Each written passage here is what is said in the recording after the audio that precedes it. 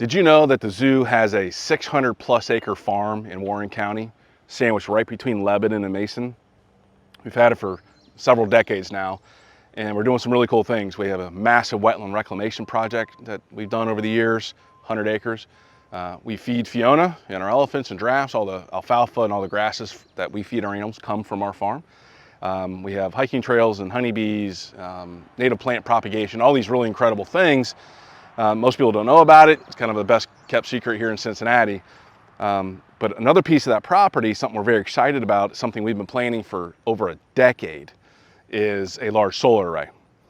So we broke ground several months ago with our partners on a 30 megawatt solar array. To give you some sense of scale, that's 140 acres of solar panels. This property will generate almost more than 5 times as much power as we consume in Avondale. And that doesn't take into account the arrays that we have in Avondale. So a huge project that'll be turned on towards the end of the year.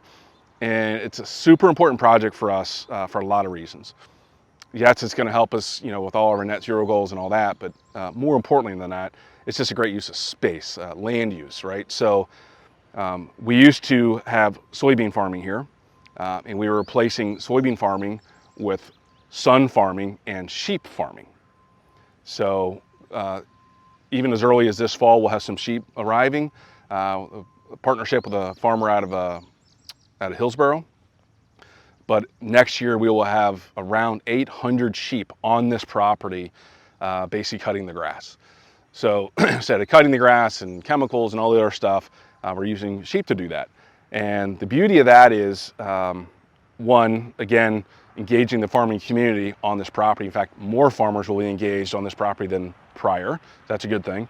And then actually the seed that we're putting in the ground, so that grass and flower mix will be all pollinator friendly.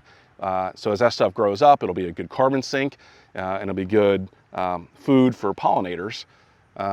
Because the way these are going to work, these are going to be in pods, like 10 different pods fenced in, where the sheep will roam. Month here, move, month here, move. So as the season happens, that plant and wildflower mix will change and be diverse. And as it grows up and provide food for pollinators, and a month later it gets cut down from the sheep, but then this pod over here is grown up. So there'll be constant, significant acreage of pollinator-friendly plantings, which is obviously a good thing, important to the zoo. And it's great for the sheep because it's candy for them. So again, we're now going to do 2 types of farming, the sun and sheep.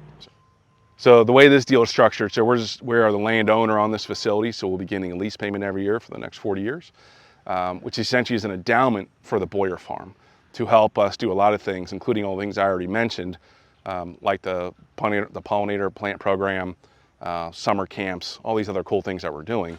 So it's a nice stable annuity for us. So financially, it's a big win for the zoo. We talked about the sheep and the pollinators, and of course, the solar aspect. So one of the cool things, we have huge arrays in Avondale at our campus, and we have another 2.8 megawatts going in our other parking lot between us and the VA.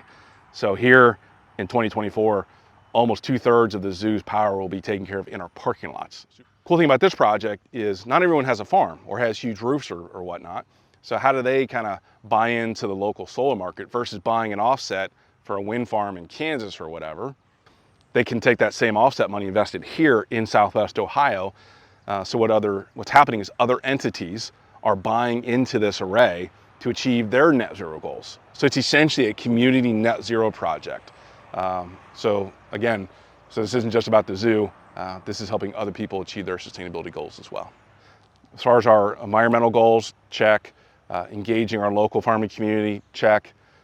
Financial sustainability, check. It's all of those things. And again, something we started planning in 2011. So it's been a dozen years since we started talking about this. So to finally actually see it going in the ground is pretty satisfying, to be honest with you. And something we're very much looking forward to flipping that switch here later this year.